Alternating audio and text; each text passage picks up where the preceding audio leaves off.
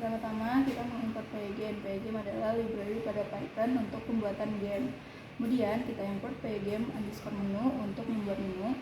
Lalu kita panggil pygame.localsImport dan mengimport lagi random. Random itu untuk memberikan angka acak atau jumlah bebek secara acak, dan import time untuk mengimport waktu. Kemudian masukkan sintaks pygame.init. Lalu karena kita membuat game window, otomatis kita membutuhkan width, lebar, dan juga height, tinggi. Dan kami menggunakan tuple 900 dan 500. Kemudian dipanggil kembali screen_size dengan memanggil game width dan game height. Kemudian menggunakan VPS, frekuensi 60, dan game time limitnya 60 second for the game. Kemudian initialize display, yaitu untuk membuat game window dengan memanggil lagi screen size dan menambahkan caption subtext. Lalu setelah itu kami akan menambahkan sound. Di sound ini kami menggunakan sintaks try dan except, di mana jika bisa di-run, sound akan terdengar dan ter-run. Kemudian kalau misalnya tidak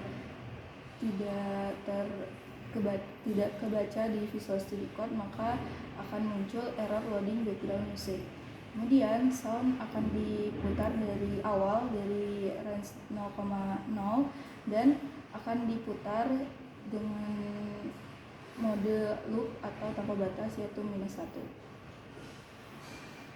Kemudian initialize sprite groups. Sprite adalah fungsi untuk gambar yang bergerak, dan itu menginput group, yaitu ada brown dot group sama yellow dot group.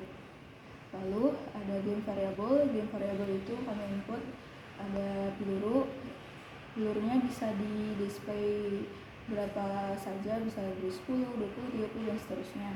Kemudian ada level yang dimulai dari level 1 dan difficult yang bisa disesuaikan. Kemudian menginput image.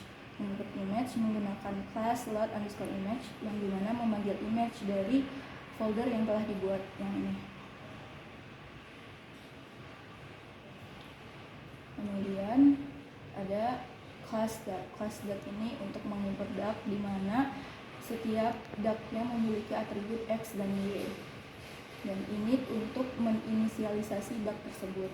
Kemudian menggunakan random region, yaitu angka secara acak untuk menampilkan gambar dari bebek tersebut. Kemudian ada self.is_hit, itu untuk tembak menembak dari ducknya.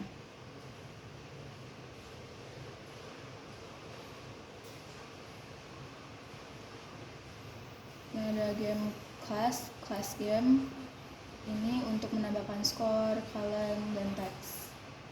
Kemudian ada penambahan level, yaitu dev increase level, dimulai dari level 1, kemudian level 2 dan 3.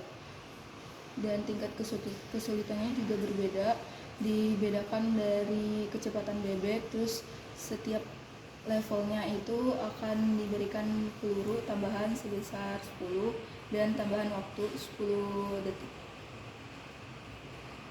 Kemudian menggunakan sintaks dev new game untuk menginput game agar bisa di-run. Lalu dev main_game_loop itu untuk menginput peluru lagi dan skor, kemudian waktunya.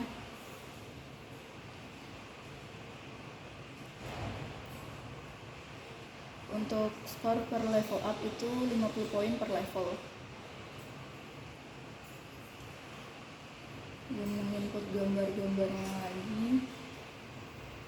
Lalu dev display game over. Game overnya itu terjadi jika pelurunya sudah habis atau tidak tersedia. Lalu dev start_game untuk mulai game. Start ini untuk duck outline, untuk target, untuk bebek yang ditarget.